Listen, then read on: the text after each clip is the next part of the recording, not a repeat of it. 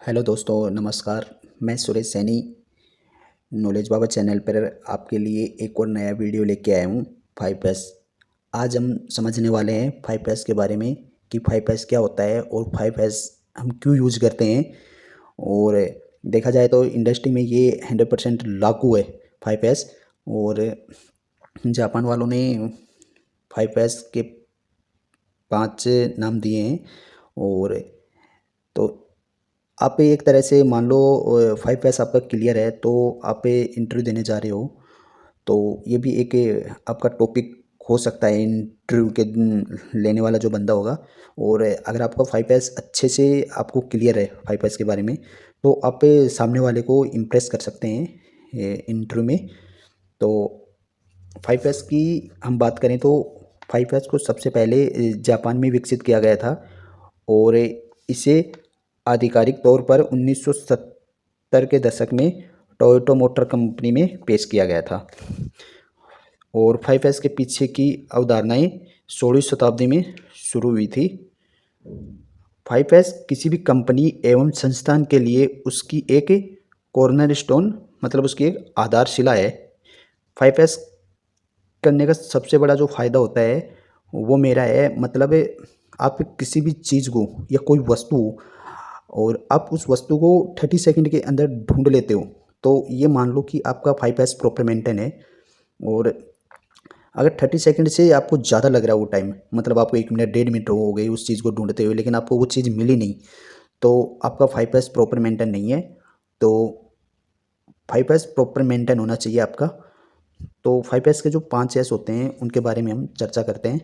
आइए। तो सबसे पहला मेरा है जापानी भाषा में सीरी, और अंग्रेजी में हम उसको शॉट बोलते हैं। और अगर हम हिंदी भाषा की बात करें तो हिंदी में उसको छटाई बोलते हैं। छटाई, अब मैं इसके बारे में आपको थोड़ा डिटेल से बता देता हूँ। छटाई मतलब पहली बात तो ये है कि हम 5S ज़रूरी नहीं है कि इंडस्ट्री में ही मतलब काम कर रहे हैं तो वहीं पे हम 5S करें।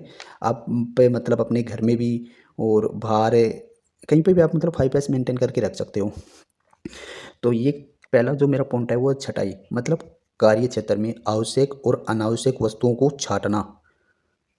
ये फर्स्ट एस कहलाता है मेरा, ठीक है।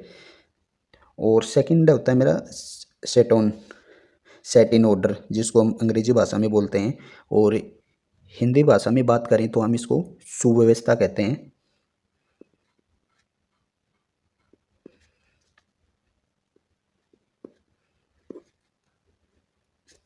अब इसके बारे में मतलब हमने कार्य क्षेत्र में जो आवश्यक और अनावश्यक वस्तुएं थी ना, उनको छाट तो दिया हमने, अब हम उनको सुव्यवस्थित ढंग से रखेंगे, मतलब अरेंजमेंट करके उन वस्तुओं को रखेंगे, ठीक है। पहले हमने छटाई कर दी, फिर हम उनका एक अरेंजमेंट करके रखेंगे उन वस्तुओं को, ठीक है दोस्तों। थर्ड जो मेरा पॉइंट है वो है सीसो, जापानी भाषा में। और अंग्रेजी भाषा में उसको साइन या क्लीनिंग भी बोल सकते हैं। और हिंदी की बात करें तो क्लीनिंग मतलब अब साफ सफाई।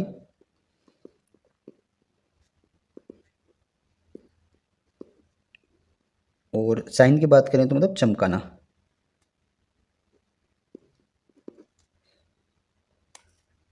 ठीक है। मतलब आपने पहले क्या किया, उन वस्तुओं को छाट दिया, जो भी वस्तु थी, फिर आपने क्या किया, उनका एक अरेंजमेंट करके रख दिया उन वस्तुओं को, ठीक है।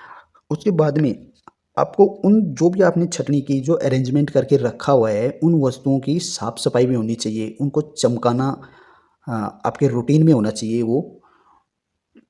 तो ये इसका थर्ड एस होता है, ठीक है दोस्तों। चौथा मेरा जो पॉइंट है, जापानी भाषा में जिसको बोलते हैं शिकेत्सु, या अंग्रेजी में उसको बोलते हैं स्टैंडर्डाइज। और हिंदी की बात करें हम तो हिंदी भाषा में उसको हम बोलते हैं मानकीकरण।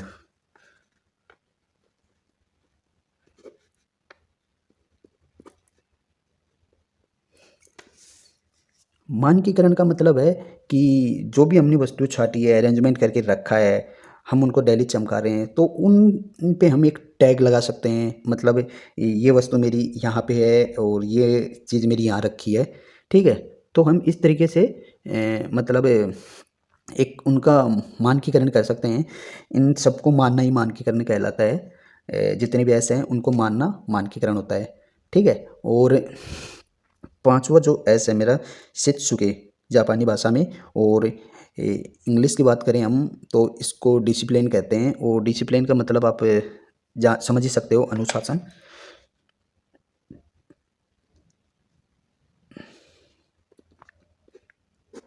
अनुशासन मतलब आप जहाँ भी काम कर रहे हो, इंडस्ट्री वगैरह में कहीं पे भी आप काम कर रहे हो, तो वहाँ आपको अनुशासन के साथ ही काम करना है।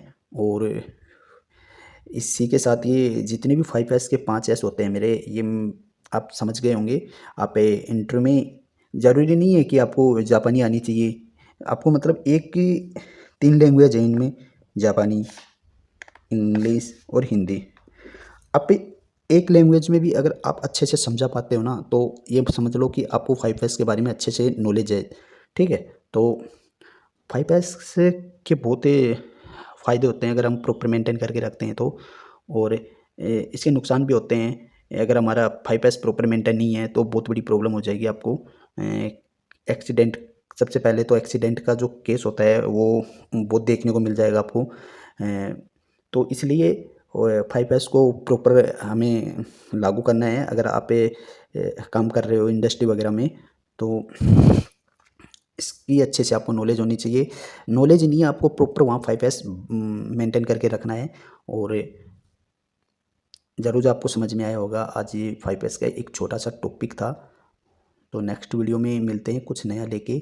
अगर अच्छा लगा हो तो लाइक शेयर कमेंट ज़रूर करना। और मिलेंगे नेक्स्ट वीडियो में कुछ अच्छा सा लेके। धन्यवाद, थैंक यू।